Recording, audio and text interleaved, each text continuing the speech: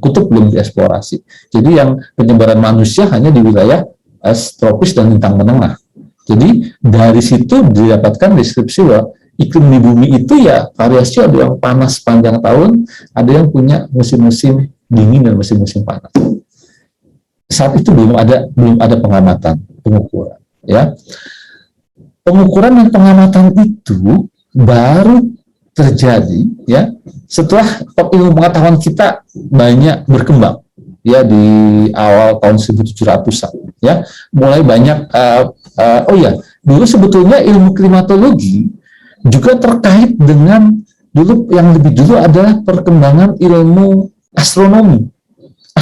Tahu ilmu astronomi ya? Tahu nggak? Apa? Tentang bintang ya, Pak? Yes, tentang bintang, bukan tentang ramalan ya.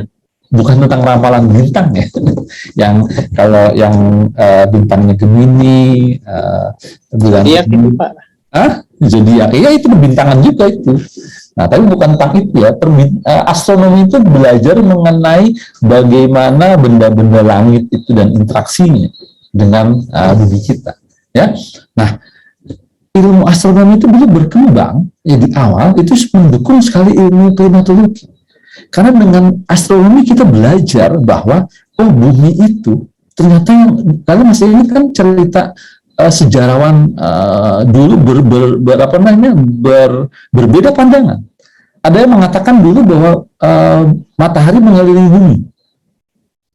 Ada dulu yang mengatakan bumi mengelilingi matahari. Ilmu itu berkembang sehingga akhirnya kesepakatan yang kita sepakati oleh para ahli kemudian ada kita sepakat bahwa bumi mengelilingi matahari. Sampai sekarang pun ada orang yang mengatakan bahwa bumi itu datar. Ya nggak? Walaupun bukti fakta menunjukkan bahwa bumi itu bulat.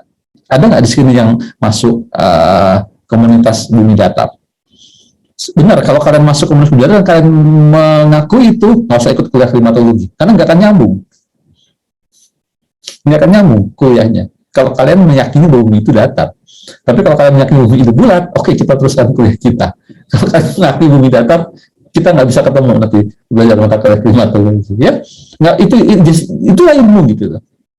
Perkembangan sampai kita menyepakati bahwa bumi itu bulat. Kita menyepakati bahwa bumi mengelilingi matahari. Ada yang namanya revolusi. Kita menyepakati bahwa bumi itu juga berputar, berotasi, sehingga kita punya siang dan malam. Ya. Perkembangan keilmuan itu mendorong kemudian perkembangan teknik-teknik dalam kita melakukan pengukuran nilai atmosfer. Ternyata misalnya gini, perhatikan. Kalau saya menaruh kain yang saya ikat dalam sebuah tiang semacam kayak bendera, misalnya saya bentangkan, maka gerakan angin itu, arah di mana kibaran kain itu bisa menunjukkan dari mana angin itu bertiup. Ya nggak? Dari situ saya punya satu parameter yang bisa saya ukur bahwa saya bisa mengukur arah angin. Kalau saya meletakkan sesuatu, yang sifatnya semacam kalau orang semacam kayak kincir yang kita berdirikan secara horizontal, dan dia berputar, maka dari situ saya bisa analogikan bahwa ada kecepatan angin yang menggerakkan itu sehingga kita bisa tentukan kira-kira nilainya seperti apa. Kita punya alat pengukuran angin. Ya, peneliti tahu bahwa ternyata kalau dulu masih banyak pengetahuan dasar termasuk terkait dengan air raksa, yang ternyata tinggi kalau kita taruh di sebuah tabung itu tingginya bisa berubah berdasarkan lokasi kita. Kita tahu bahwa itu bisa ditujukan dari perubahan tekanan. Jadi kemudian kita punya sensor alkohol atau air raksa yang bisa ternyata kalau kita taruhkan dalam sebuah tabung kapiler yang kecil, maka ada pengaruh lingkungan itu mengaruhi berapa tinggi air kapiler di situ. Kita punya menemukan termometer gitu. Jadi perkembangan itu menyebabkan kemudian kita punya pengukuran. Jadi ilmuwan klimatologi kemudian berkembang pesat setelah kita bisa melakukan pengukuran. Tapi saat itu pengukurannya masih sporadis. Kita nggak punya. Nah, begitu kita berkembang, kita ternyata kalau ini kita ukur secara teratur, secara periodik, dalam jangka panjang, kita punya tren, kita punya pola, punya pattern dari kondisi atmosfer suatu wilayah. Itulah yang kemudian kita kenal sebagai iklim. Tapi kalau masih kita ukur hari ini, besok, kemarin, 1-2 hari yang lalu, kita masih bicarakan parameter cuaca. Tapi begitu kita punya pengukuran yang panjang, kita baru punya parameter iklim. Nah, itu adalah awal-awal abad 17 dan sesudahnya. Ya, nah kemudian ilmu teknologi semakin berkembang, ya. Abad 20 tentunya kita masuki peradaban teknologi yang luar biasa, lompatan teknologi yang luar biasa nanti ya. Itu yang apa namanya memicu. Saya hanya berikan yang detailnya aja nih, yang atas kalian bawah itu diantaranya aja lah, kalian bisa baca aja. Tapi saya berikan ini adalah yang flow yang cepat gitu ya. Jadi kira-kira sejarahnya itu begitu. Tapi di antara itu kita memang pernah menemukan apa namanya fase-fase misalnya ya abad 15-16. Tapi kan ini kan persepsi kita aja dari temuan-temuan sejarah. Kita nggak bisa menyatakan ini sebagai sebuah apa istilahnya sebuah milestone yang kuat gitu ya. Riset-riset cuaca dan iklim dan sebagainya. Kemudian 18-19 itu sebetulnya begitu kita menemukan mesin uap, kita menemukan bola lampu, bohlam, dan sebagainya, itu juga sebenarnya bagian dari kita menemukan lompatan teknologi. Dan lompatan teknologi itu kemudian kita pakai sekarang dalam berbagai pengukuran unsur cuaca dan iklim. Kalau dulu kita masih menggunakan alat-alat manual dan sebagainya, sekarang hampir lompatan itu menyebabkan kita punya pengukuran yang lebih presisi dan lebih baik. Dulu kita bicara alat automatic weather station, ya, pengukuran cuaca otomatis dengan alat yang sangat berat, sangat kompleks gitu ya.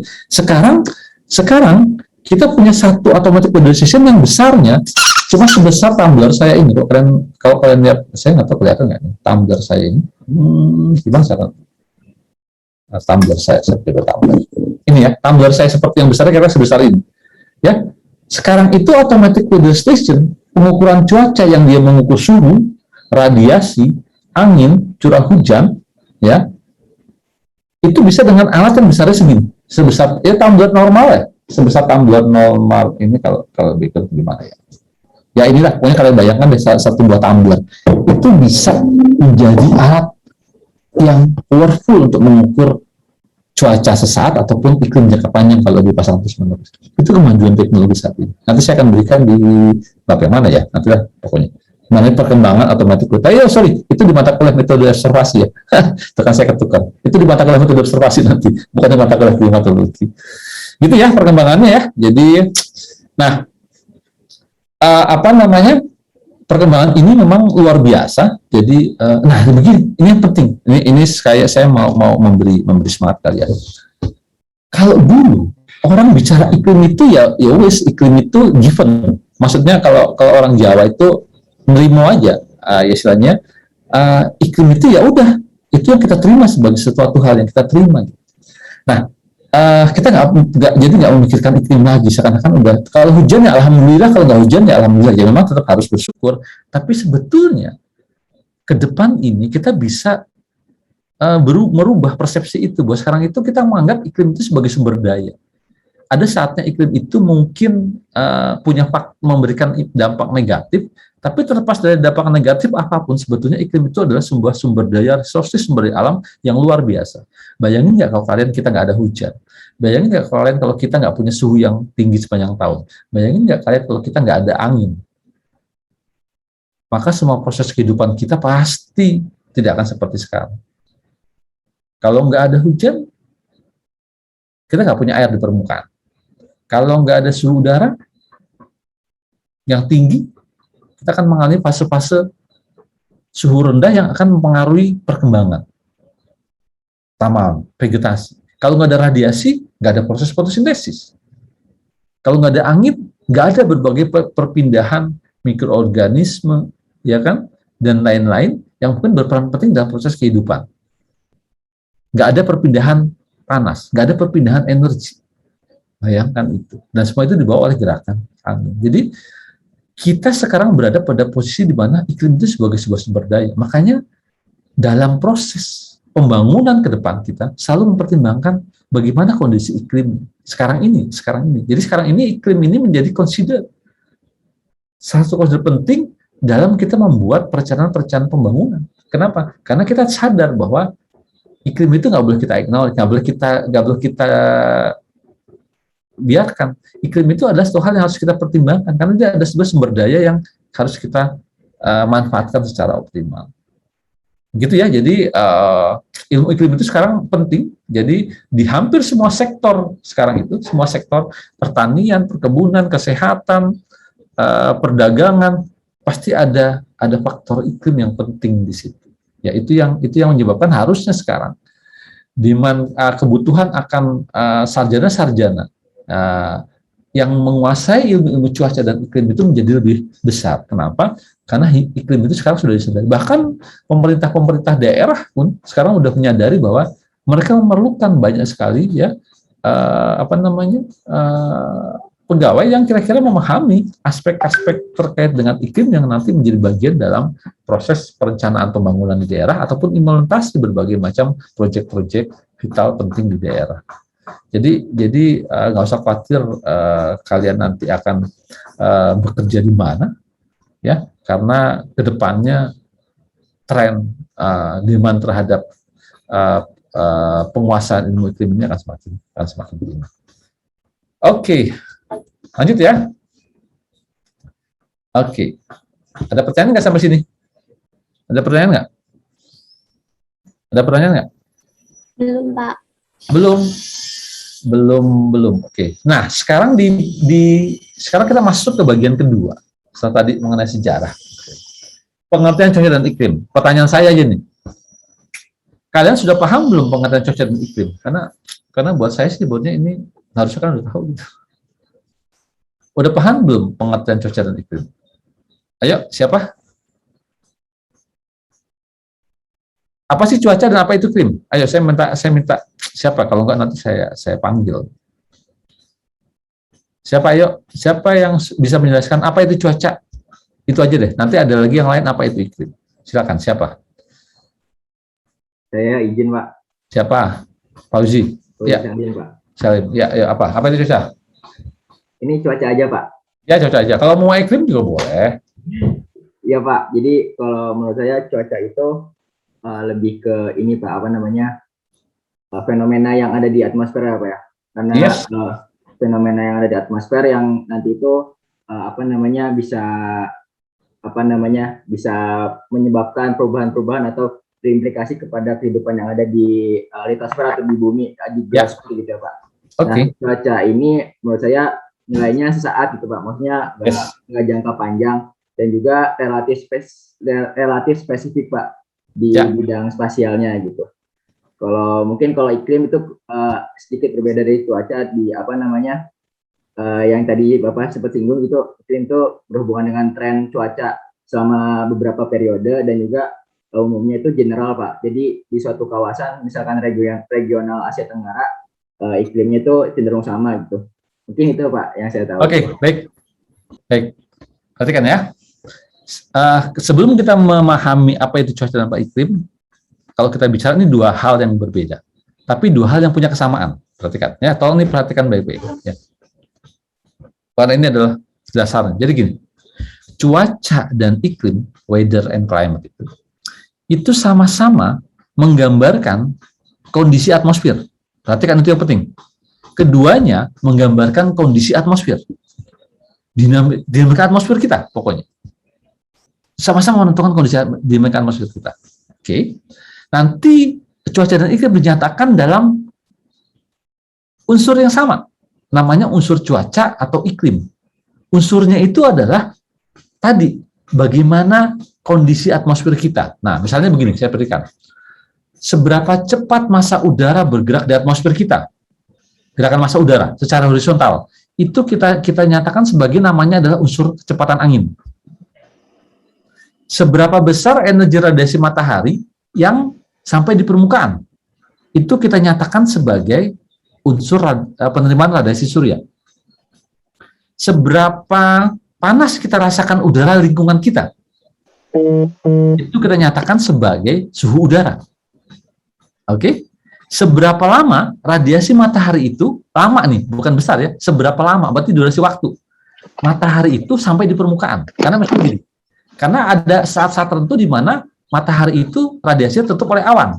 Tertutup oleh awan sehingga dia nggak sampai permukaan kan, karena terhalang oleh awan kan. Nah, berapa lama matahari itu sampai permukaan kita tapi nggak tertutup oleh awan? Itu kita sebut sebagai lama penyinaran. Ya kan? Berapa banyak air yang dijatuhkan oleh awan ke permukaan? Itu kita sebut sebagai curah hujan. Berapa banyak atmosfer kita menarik air dari permukaan? Baik dari badan air ataupun dari vegetasi tanaman. Itu kita sebut sebagai evapotranspirasi. Ya kan? Jadi semua kondisi atmosfer tadi itu menggambarkan cuaca dan iklim sama. Jadi cuaca dan iklim itu menggambarkan kondisi atmosfer yang sama. Tapi kemudian bedanya di mana? Bedanya di mana? Bedanya adalah tadi disampaikan oleh Fauzi sebagian. Bedanya adalah pertama dalam konteks skala waktu. Kalau kita bicara cuaca, kita bicara mengenai sesaat dari atmosfer tadi. Sesaat itu biasanya jam-jaman, menitan, jam-jaman, sampai harian. 7 hari yang lalu, 7 hari ke depan, cuaca. Ya. Dan perubahannya dalam jangka pendek. Ya.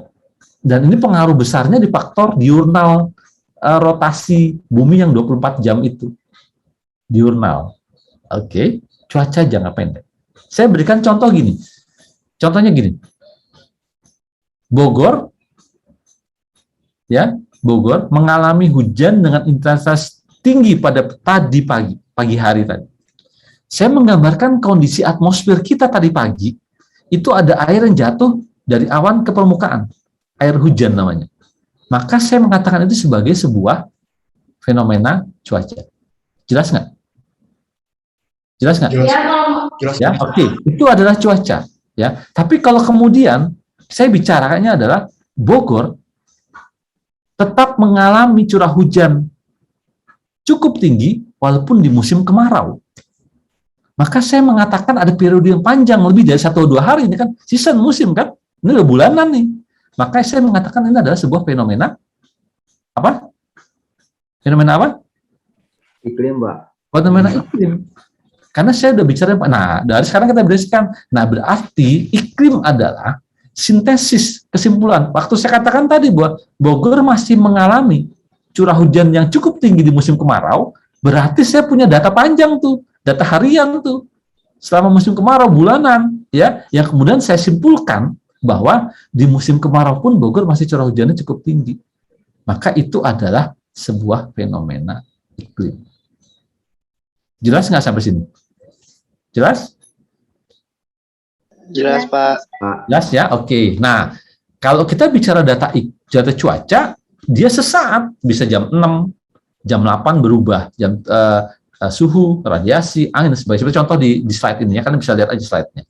Kita bicara data cuaca itu data yang diukur pada waktu yang presisi. Presisi itu maksudnya gini, jam 6, jam 7, jam 6.30, jam 9, curah hujan kemarin, curah hujan 2 hari yang lalu, presisi jelas, waktunya jelas, merujuk pada satu waktu. Kalau saya katakan Bogor mengalami curah hujan tinggi 2 hari yang lalu, merujuknya ke 2 hari yang lalu, 1 hari, 24 jam, merujuk, presisi.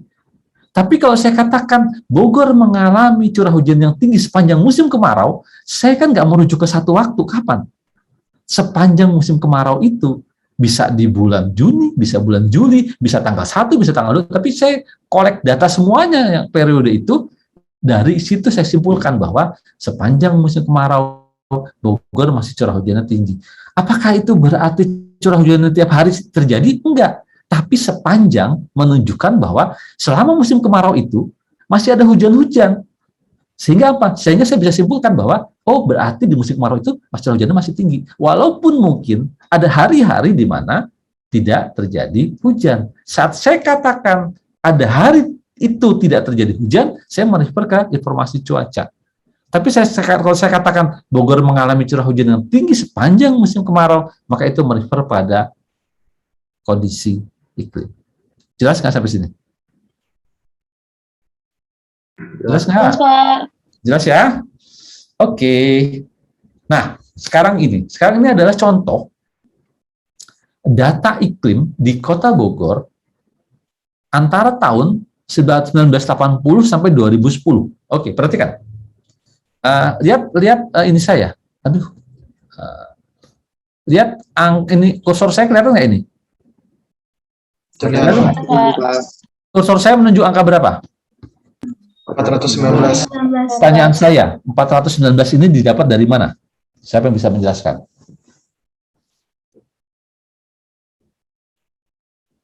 didapat dari mana? Dari tahun 1980 sampai 2010. Bagaimana saya dapat angka 419? Rataannya, Pak. Ya, bagaimana? Bagaimana caranya saya dapat angka? Jelaskan secara singkat. Siapa? Rehan, ayo.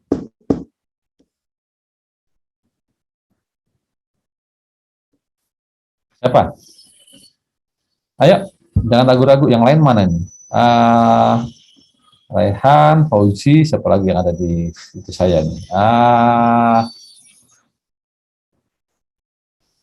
Kok nggak ada namanya?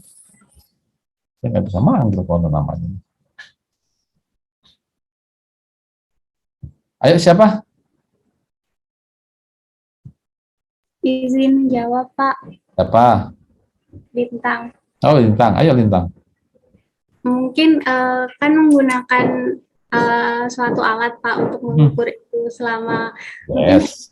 atau berapa durasi gitu, Pak. Lalu Ya. mendapatkan satu angka itu dibuat rata-rata, mungkin, Pak. Yes. Gimana caranya rata-ratanya? Data apa yang saya rata-ratakan? Oke. Harian bukan, Pak. Yes, harian. Hariannya harian kapan? Dari mana saya dapat angka 419? Oke, kita jawab bareng-bareng ya, perhatikan. Dari mana kita dapat angka 419? Ini datanya data tahun berapa? 80 sampai 2010. Berarti ini adalah data curah hujan rata-rata bulan Januari dari tahun 80 sampai 2010. Berarti angka 419 ini saya dapat dari, perhatikan, teman-teman. Saya punya curah hujan tanggal 1 Januari tahun 80 sampai 31 Januari tahun 80. Perhatikan, 1 Januari tahun 80 sampai 31 Januari tahun 80. Saya jumlahkan menjadi curah hujan bulan Januari. Jelas sampai sini? Kemudian saya ambil lagi data 1 Januari tahun 81 sampai 31 Januari tahun 81. Saya total lagi dapat Januari tahun 81. Selanjutnya terus sampai saya dapat terakhir 1 Januari tahun 2010 sampai 31 Januari tahun 2010. Saya totalkan dapat curah hujan bulan Januari tahun 2010. Kalau dihitung saya punya berapa data akhirnya sekarang? Saya punya berapa data? 30, Pak. 30 data bulan Januari tahun 80 sampai Januari tahun 2010. 30 data itulah yang kemudian saya rata-ratakan menjadi angka 419. Jelas? Jelas? Nah, berbeda datanya dengan suhu udara. Perhatikan, yang 24,5 ini. Kalau suhu udara 24,5 ini saya dapat dari data 1 Januari tahun 80 sampai data 1 Januari tahun data 1 Januari tahun 80 sampai 31 Januari tahun 80 saya rata-ratakan, tidak saya jumlah karena saya bicara suhu rata-rata. Tapi kalau curah hujan, saya bicara curah hujan bulanan. Nanti kalian akan belajar lebih detail ya. Ini adalah curah hujan yang tersebut sebagai data kontinu sehingga dia harus kita jumlahkan dalam sebulan. Data diskontinu bukan kontinu, terbalik. Kalau suhu adalah data kontinu sehingga kita rata-ratakan dalam 1 bulan. Jelas ya? Jelas ya? Nah, dari situ kita punya data yang lain. Nah, apa kesimpulan kita dari data ini? Perhatikan. Data iklim ini menunjukkan kepada kita bahwa Kota Bogor sepanjang tahun memiliki curah hujan yang cukup tinggi di atas 200 mm. Ya enggak? Ya enggak? Itu kesimpulan kita tuh mengenai iklim. Itu sebabnya Bogor disebut sebagai kota hujan. Kedua, curah hujan tertinggi di Kota Bogor biasanya terjadi pada bulan apa? Oktober. Curah hujan terendah di Kota Bogor biasanya terjadi pada bulan Juli. Ya kan? Ya kan? Jadi, kita bisa menyimpulkan bahwa curah hujan di Bogor itu tinggi pada akhir tahun, ya. Dia selalu di atas 300 400 ya. Nanti kemudian turun rendah pada pertengahan tahun, tapi pada pertengahan tahun di mana biasanya kita mengalami musim kemarau di Indonesia pun curah hujan di Bogor masih cukup tinggi di atas 200 mm. Itu kesimpulan kita mengenai iklim di kota Bogor. Bogor memiliki suhu rata-rata yang sangat kecil variasinya. Lihat, 24, mana yang paling kecil? 24,5 paling kecil, dan paling besar adalah 25,4. Nggak sampai 1 derajat range suhunya. Maka sepanjang tahun, Bogor itu variasi suhu udara rata-rata ya. Suhu udara rata-rata. Bulanannya sangat kecil. Bulanan ini bisa diturunkan dari harian. Ya, berarti harinya sangat kecil. Berarti perbedaan suhu hari ini dengan kemarin, perbedaan suhu hari ini dengan besok, itu sebetulnya nggak terlalu besar di Kota Bogor setiap hari. Ya seperti variasinya sangat kecil. Itu adalah kesimpulan kita. Tapi nanti kalau kalian berkesempatan menetap di Eropa misalnya, di Amerika misalnya, ya data tahunannya nggak mungkin begini ya suhunya. Kenapa? Karena kalau kalian tinggal di Australia bagian selatan setahun aja, atau di Eropa, ya, atau nggak usah jauh-jauh di Eropa, di Jepang misalnya, Taiwan yang dekat-dekat kita masih, ya, kalian akan menemukan bahwa variasi suhu bulanannya akan besar. Nanti di musim bulan Januari, Februari, Desember, November itu akan dingin, tapi di bulan Juni, Juli, Agustus, September akan panas. Karena apa? Karena di lintang menengah dan tinggi kita punya 4 musim. Ada musim summer, ada musim winter. Itu adalah pengaruh dari tadi posisi bumi dan matahari. Itulah pemahaman kita mengenai iklim.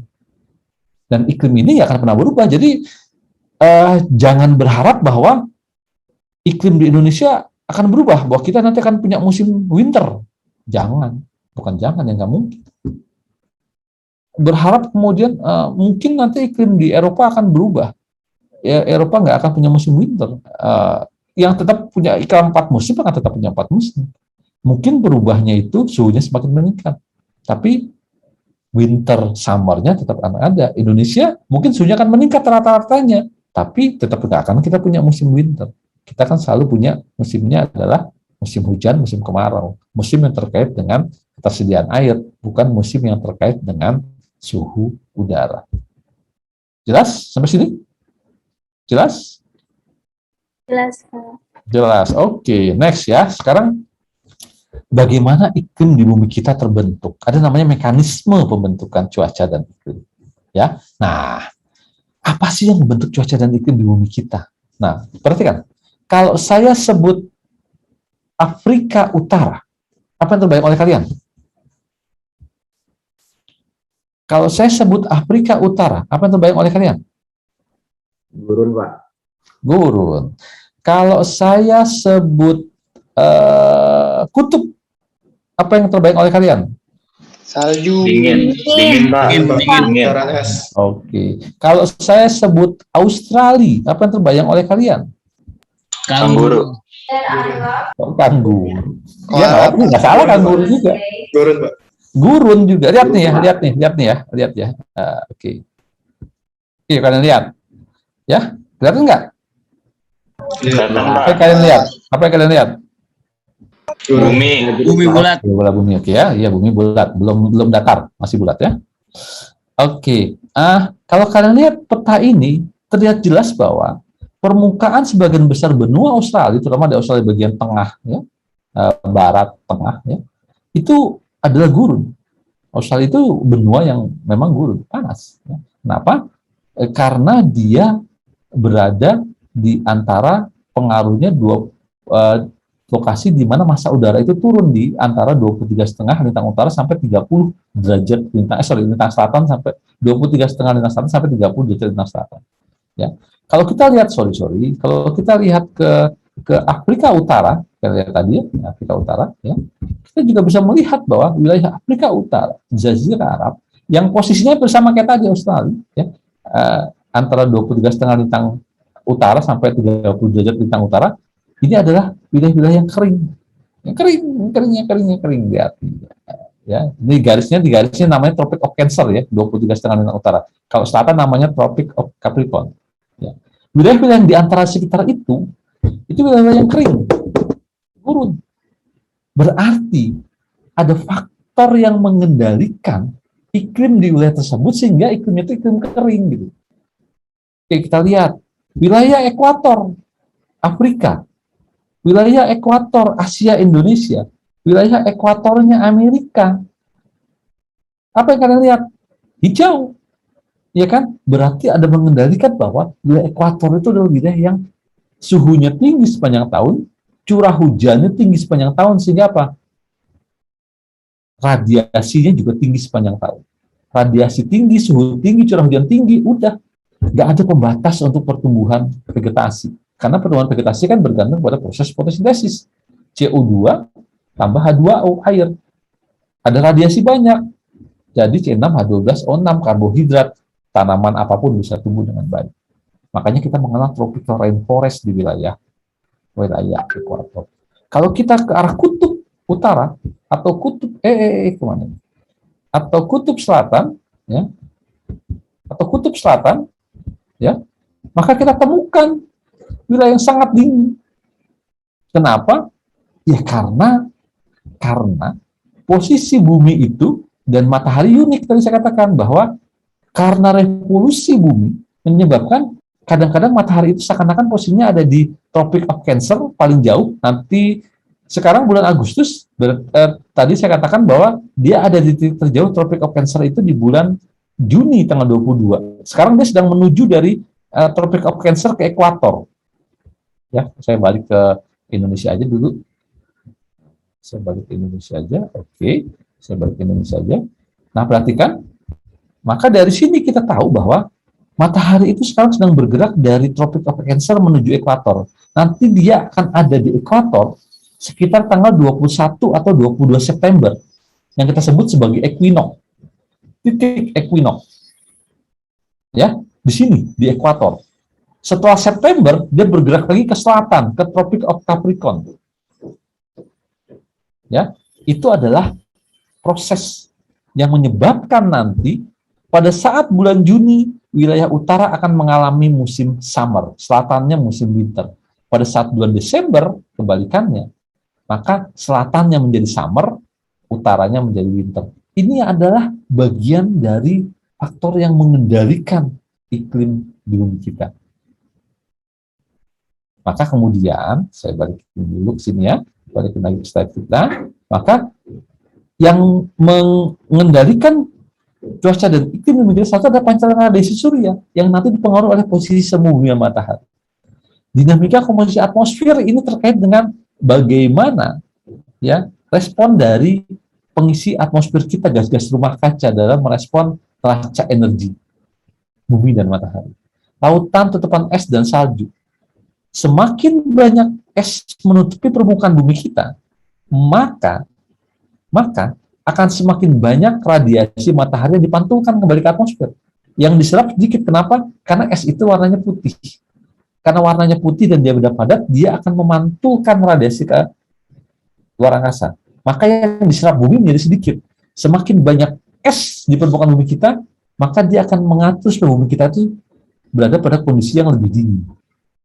Semakin sedikit es di permukaan bumi kita, semakin banyak es yang mencair, maka kita akan menyerap lebih banyak energi radiasi matahari. Kalau semakin banyak kita menyerap energi radiasi matahari, maka mendorong peningkatan neraca energi di bumi yang menyebabkan peningkatan suhu udara. Ya, itu. Itu adalah bagian-bagian dari mekanisme pembentukan cuaca dan iklim. Yang bentuk komponen cuaca dan iklim apa yang mempengaruhi? Kemudian selain itu tentunya ada bentuk permukaan bumi, of course, ya, yang bentuknya bulat menyebabkan tadi, ya, radiasi matahari itu ada saatnya dia banyaknya itu akan di ekuator. Karena bentuknya kan seperti bola, maka yang paling banyak menerima memang ekuator, tapi utara selatan itu akan menerima dalam jumlah terbatas pada waktu-waktu tertentu. Ya. Kemudian yang kelima ada interaksi dalam antar komponen. Nah, selain dia berdiri sendiri, antar komponen ini bisa saling berinteraksi. Jadi tidak ada single faktor dalam interaksi iklim di bumi kita. Tidak ada single faktor, nggak ada faktor yang mendominasi juga. Bukan nggak ada faktor dominasi ya, dominasi faktor tetap ada satu, radiasi surya. Tapi tidak ada faktor yang bersifat hanya satu saja faktor. Semua komponen ini saling berinteraksi. Nanti pancaran radiasi surya akan berinteraksi dengan dinamika komposisi atmosfer. Pancaran radiasi surya akan berinteraksi dengan tutupan es, jumlah tutupan es di permukaan. Ya, semua akan saling berinteraksi, nggak ada yang berdiri sendiri.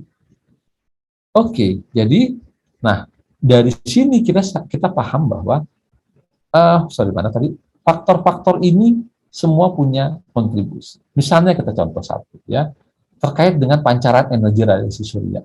Ya, kita saat ini masih berada pada pemahaman bahwa satu-satunya yang menggerakkan cuaca iklim di bumi kita itu adalah radiasi matahari. Maka kalau nggak ada radiasi matahari, maka nggak ada cuaca dan iklim di bumi kita. Jadi, kalau nggak ada radiasi matahari, maka nggak ada kehidupan di bumi. That's it. Makanya kalau dalam ajaran semua agama tentu mengajarkan ilmu pengetahuan juga. Kalau dalam ajaran agama Islam, salah satu tanda-tanda kiamat itu kan matahari terbit dari barat. Begitu matahari terbit dari barat, ya, itu pasti merubah semua proses fisika atmosfer kita. Karena rotasi buminya kan, bumi itu berputar dari berlawanan arah jarum jam. Berarti kalau dikatakan matahari terbit dari barat, berarti ada sesuatu yang salah dengan gerakan rotasi itu. Ya itu, karena matahari itu merupakan satu-satunya sumber energi bagi kehidupan di bumi. Ya, itu ya. Nah, nggak ada kehidupan di bumi kalau nggak ada matahari. Ya, tapi adakah sumber energi lain di bumi kita? Ada sebetulnya, yaitu panas bumi. Inti bumi itu kan adalah sumber energi panas, tapi itu kan jauh di dalam permukaan bumi. Sementara saat kita bicara cuaca iklim, kita bicara nilai atmosfer, saya katakan tadi. Atmosfer itu adalah lokasi antara permukaan, sekitar batas permukaan bumi. Sehingga inti bumi yang jauh di dalam itu tidak memiliki kontribusi yang besar terhadap bagaimana kondisi di atmosfer bumi kita. Ya, oke. Nah, energi yang diterima oleh permukaan bumi ditentukan oleh 3 hal. Namanya eccentricity, ya, orbit bumi mengenai matahari, ya. Kemudian tiltnya disebut sebagai kemiringannya, ya. Dan precisionnya, wobble-nya itu seberapa besar bentuk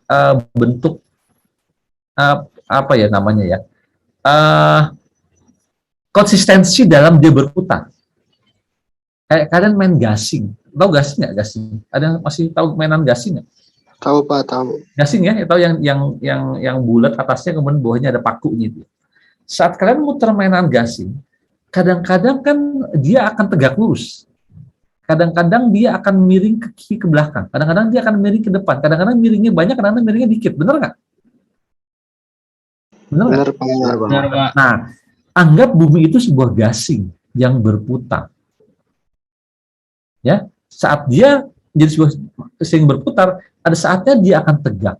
Ada saatnya dia akan miring sedikit ke depan, ada saatnya dia akan miring sedikit ke belakang, ya. Ada saatnya dia sambil berputar itu juga sambil memiringkan bolanya, bumi sebagai sebuah bola.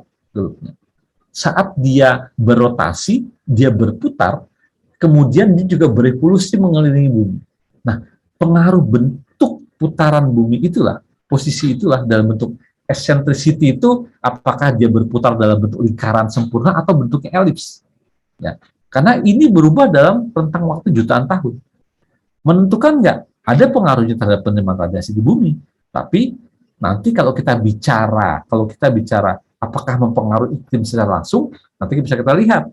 Tapi yang pasti, eccentricity ini juga akan menentukan berapa besaran energi yang sampai di permukaan bumi. Ya, kemudian ini ya contohnya ya. Jadi kalau kita bicara bumi dan matahari, ya kita bicara kemiringan. Jadi bumi itu tidak berputar tegak, dia punya sudut kemiringan berputar. Ya, nah wobble itu adalah bagaimana kemiringan dia saat berputar.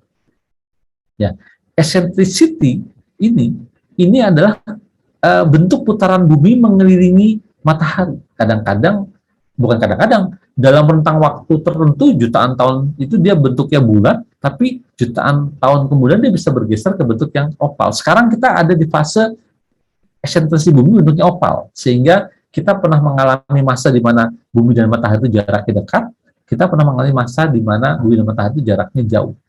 Karena saat berputar setahun itu ada fase-fase di mana dia dekat, dia jauh. Ya, namanya perihelion dan aphelion. Nanti kita akan masuk itu di bab mengenai radiasi. Ya, kemudian yang ketiga adalah tiltnya atau ketegakan kemiringan bumi. Ya, jadi tiltnya itu posisinya nanti wobble itu saat dia berputar. Jadi tiga kondisi ini akan menentukan berapa besarnya energi yang diterima oleh wilayah di permukaan bumi. Ya, jadi kompleks memang, ya. Jadi coba kalian bayangkan posisi bumi kita dalam tata surya kita. Bumi kita itu adalah sebuah bola, satu bola di antara jutaan bola lainnya yang mengambang di kegelapan tata surya, ya, yang berputar otomatis, nggak ada yang muterin, yang berputar otomatis pada porosnya dan berputar mengelilingi bintang sebagai pusat tata suryanya, yaitu matahari. Nggak ada ikatan talinya, nggak ada jepitannya, nggak ada yang menggantungnya, tapi semua dalam posisi melayang di kegelapan tata surya. Itulah bumi kita. Itulah bumi kita. Jadi coba kalau kita, karena kita kan nggak pernah membayangkan melihat bumi kita dari atas gitu. Yang kita rasakan itu ya kita bumi ya wes bumi, tanah, laut, danau, pohon gitu aja kita bayangkan, langit. Tapi ya udah gitu. Tapi begitu kita melihat bumi kita dalam perspektif luar angkasa, bumi kita tuh hanya satu dari sekian juta bola yang melayang-layang di kegelapan tata surya. Yang saat melayangnya itu dia berputar sendiri. Saat melayang itu dia juga sambil berputar mengelilingi matahari sebagai pusat tata surya. Nah, energi yang diterima dari matahari sebagai pusat tata surya itulah yang kemudian menentukan lapisan tipis dari atmosfer kita. Atmosfer itu kan lapisan tipis bumi kita. Karena disitulah kemudian kita bisa mendapatkan sebuah dukungan kehidupan. Kita mendapatkan suhu yang sesuai dengan tubuh kita. Kita mendapatkan oksigen udara yang bisa kita hirup. Kita bisa mendapatkan air yang dijatuhkan dari awan-awan yang ada di bawah batas atmosfer kita. Jadi sebetulnya kita hidup dalam sebuah lapisan tipis atmosfer kita. Hanya lapisan troposfer, kita bahas minggu depan, troposfer yang tingginya hanya 14 sampai 16 km dari permukaan sampai tinggi troposfer itu.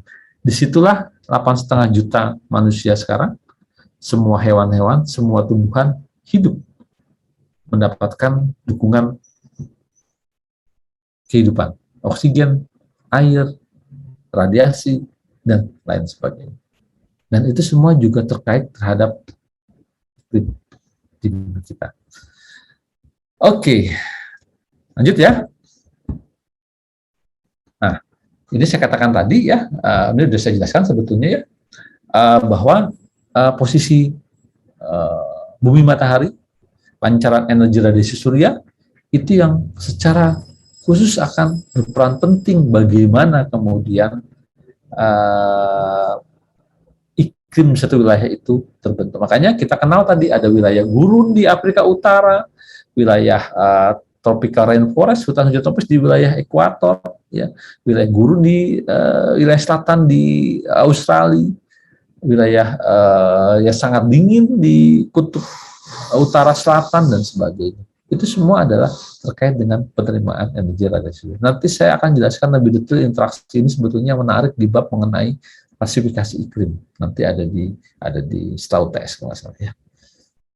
Oke.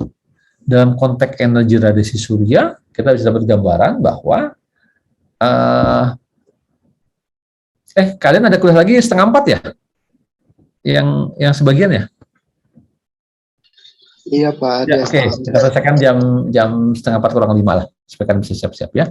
Oke, saya cepatkan aja. Jadi ini adalah contoh gambaran bagaimana neraca energi. Tapi ini kita bahas lebih detail nanti di bab mengenai radiasi surya aja deh. Ya, saya mau memberikan gambaran skipnya dulu yang saya skip yang detail, tapi saya berikan gambaran ilustrasi yang umum dulu.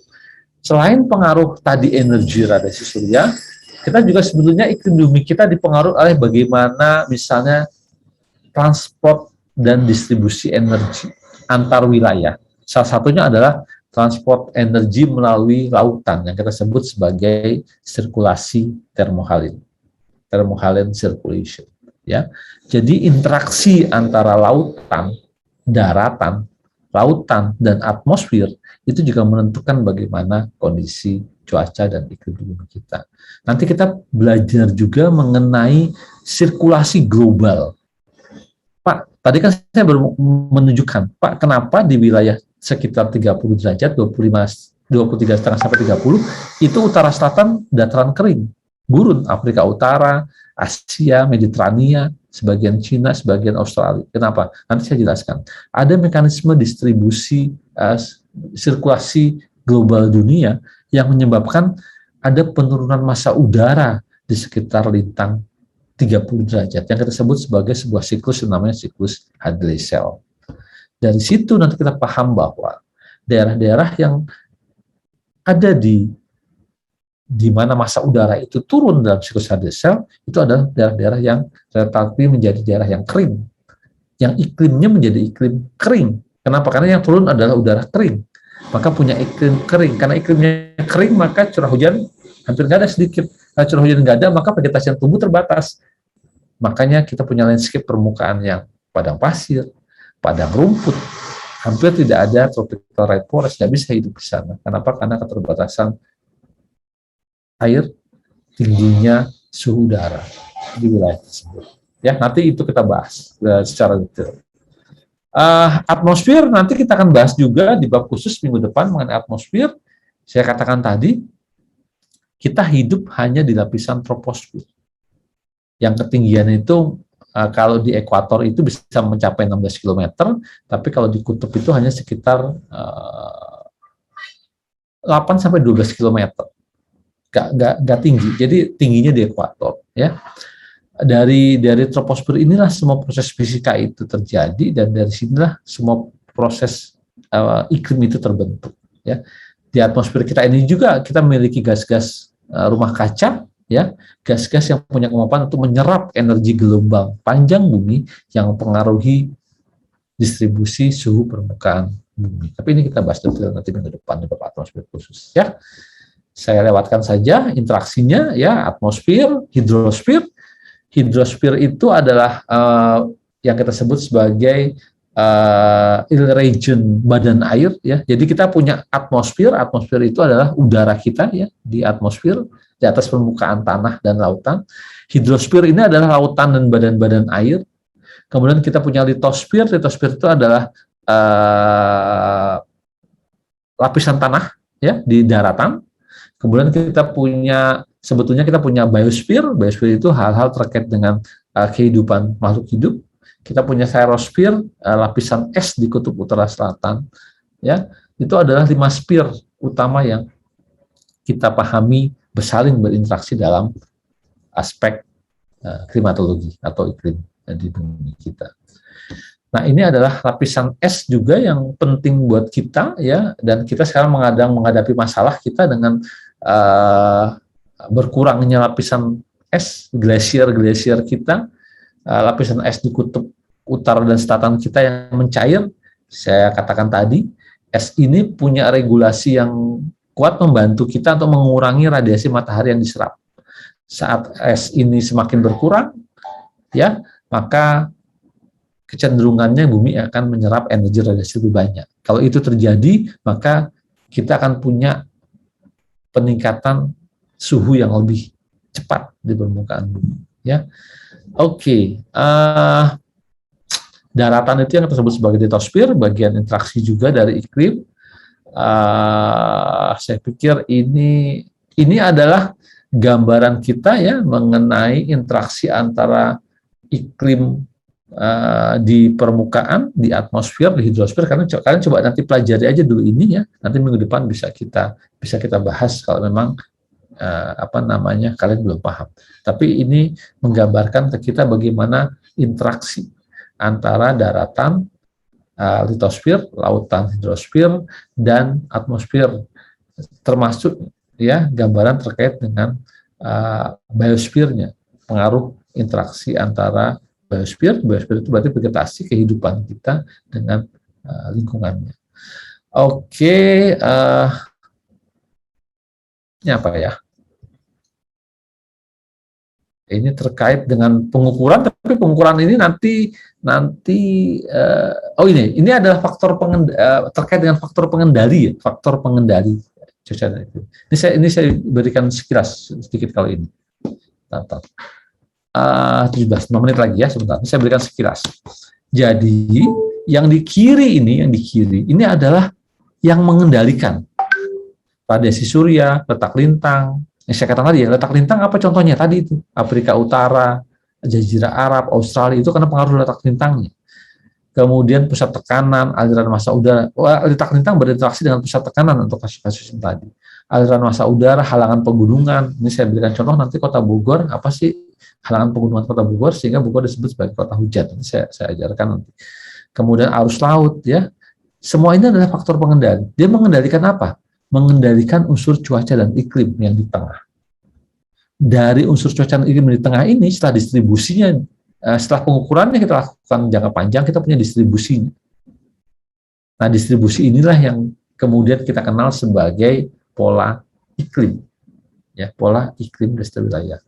Kalau sebut Indonesia, wilayah subtropis, suhunya tinggi sepanjang tahun, curah hujannya tinggi sepanjang tahun, radiasinya melimpah. Itu distribusi iklim yang kita dapat dari data. Kalau saya sebut wilayah Eropa, panas di musim summer, dingin di musim winter, ada range suhu yang sangat besar. Ya, itu adalah distribusi iklim di Eropa. Di kutub suhunya rendah, ya, kurang dari 10 derajat sepanjang tahun. Bahkan di musim winter pastinya jauh di bawah 0 derajat. Itu distribusi suhu udara di wilayah kutub seperti itu. Afrika Utara sepanjang tahun sangat tinggi suhunya. Bahkan di musim-musim tertentu bisa mencapai 50 derajat. Ya, di musim lain paling dingin mungkin 35 derajat. Tapi itu realita bagaimana distribusi suhu udara di wilayah Afrika Utara. Itu adalah kita dapat dari nilai-nilai pengukuran yang unsur cuaca ada di tengah ini. Dan ini dikendalikan oleh faktor-faktor pengendali. Faktor pengendalinya bisa 1, bisa 2 saling berinteraksi, bisa lebih dari 2. Mengendalikan unsur-unsur iklim di satu wilayah ini. Oke. Nah, distribusi iklim ini nanti akan menentukan bagaimana distribusi permukaan kita. Ya, vegetasinya seperti apa, ada vegetasi yang hutan tropical forest, ada vegetasi yang stepa padang rumput, ada vegetasi yang hutan 4 musim, ada vegetasi yang hutan-hutan cemara, ya. Nanti kalian akan belajar ini di bab mengenai klasifikasi iklim, ya. Mempengaruhi budaya masyarakat, bentuk rumah di wilayah tropis yang sepanjang tahun panas berbeda dengan rumah di wilayah subtropis yang harus beradaptasi dengan musim panas yang sangat panas dan musim dingin yang sangat dingin.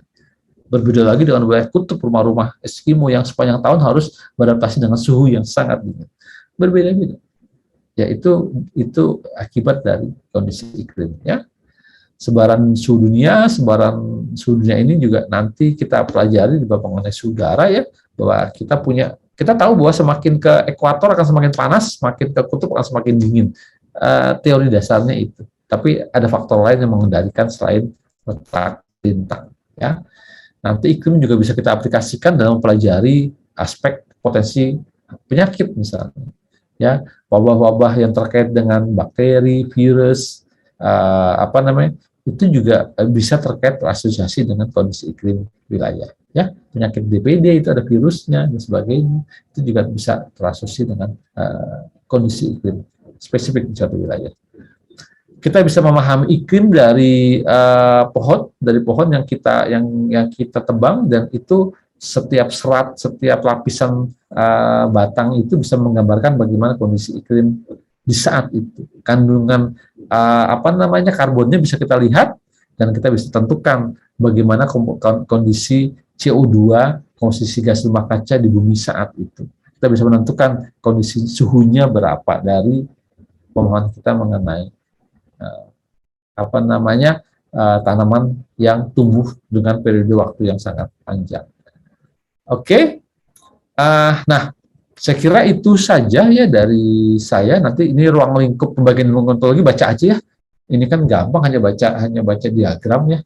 Kalian bisa lah. Tapi kalau kalian nanti masih bingung, misalnya kan ke saya atau guru minggu depan. Saya lupa yang ngajar itu minggu depan, kayaknya masih jadwal saya deh. Oke.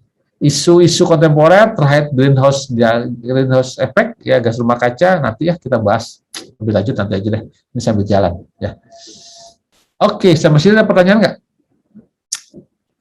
Ada pertanyaan nggak? Ada pertanyaan? 3 menit lagi. Saya beri kesempatan kalau ada yang mau bertanya aja deh. Ada yang mau bertanya?